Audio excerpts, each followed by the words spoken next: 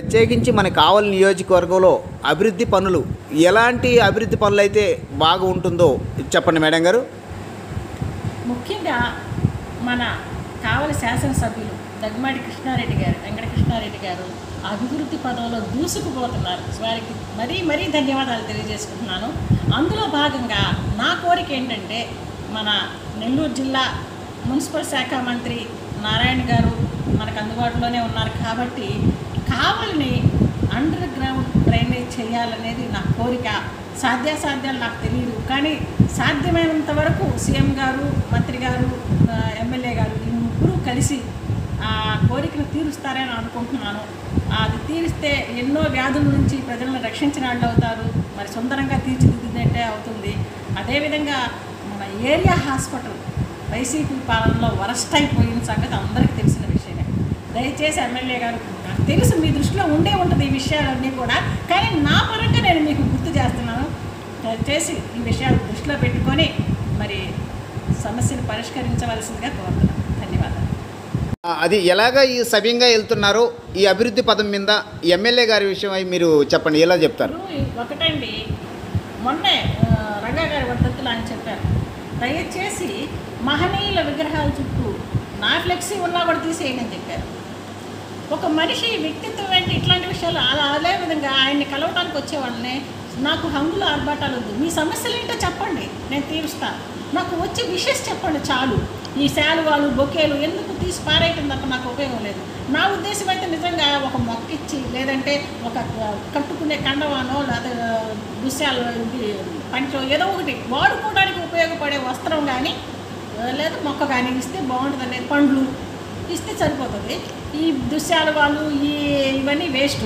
కానీ ఆయన ఏమన్నారు, అయిపోతే వద్దంటున్నారు. మీ సమస్యల మీద మాత్రమే నన్ను కలవండి, నేను నా శాయశక్తిలో నేను మీకు న్యాయం చేస్తాను. నేనున్నదే మీకు అందుకు, మీ సేవ చేసుకోవడానికే నాకు ఒక అవకాశం ఇచ్చారు.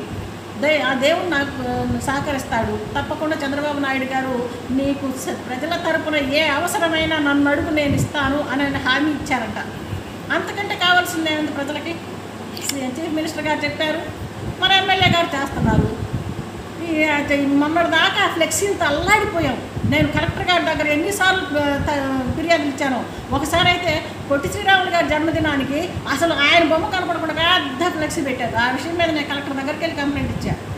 ఇట్లాంటివి చాలా జరిగినాయి. ఒక పెద్ద ఫ్లెక్స్ కింద పడిపోయింది, త్రుటిలో తప్పిపోయింది, ఒక స్కూటరిస్టు చచ్చిపోయేవాళ్ళు లేదే.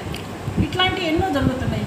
కాబట్టి ఆయన చెప్పారు, వేసుకోండి ఫ్లెక్స్ కాదంటలా, దానికి ఒక మితం ఉంటుంది. ఆయన చెప్పారు, నాకు అసలు ఫ్లెక్స్ వద్దయా బాబు, మీరు ఏం మాకుండాయా అంటారు. కానీ మన అభిమానం మనది అనుకోండి, వేసుకోవచ్చు, కానీ దానికి ఒక పరిమితి ఉంటుంది.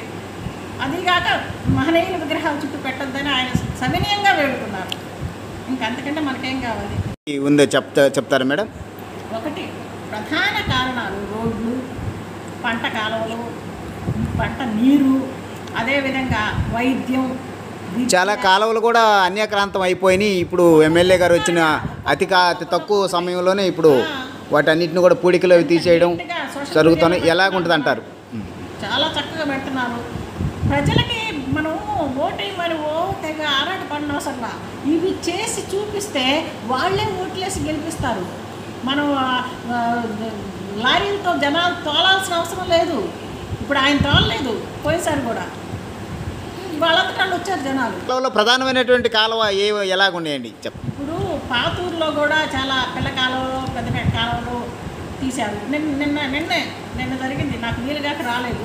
అక్కడ మానస థియేటర్ దగ్గర పెద్ద కాలువ, దానికి కూడికిపోయి అంతా మురుగుంటే దాన్ని నీట్గా తీశారు, చేస్తున్నారు. 1 by 1 చేసుకొస్తున్నారు. ప్రతి ఒక్క అంశంలోనూ, ప్రతి ఒక్క చోట ప్రాంతంలోనూ, ప్రతి ఒక్క మనిషికి ఎలాంటి సమస్య ఉన్నా ఆ సమస్యల పరిష్కారం దృష్ట్యా ఆయన దూసుకుపోతున్నారు.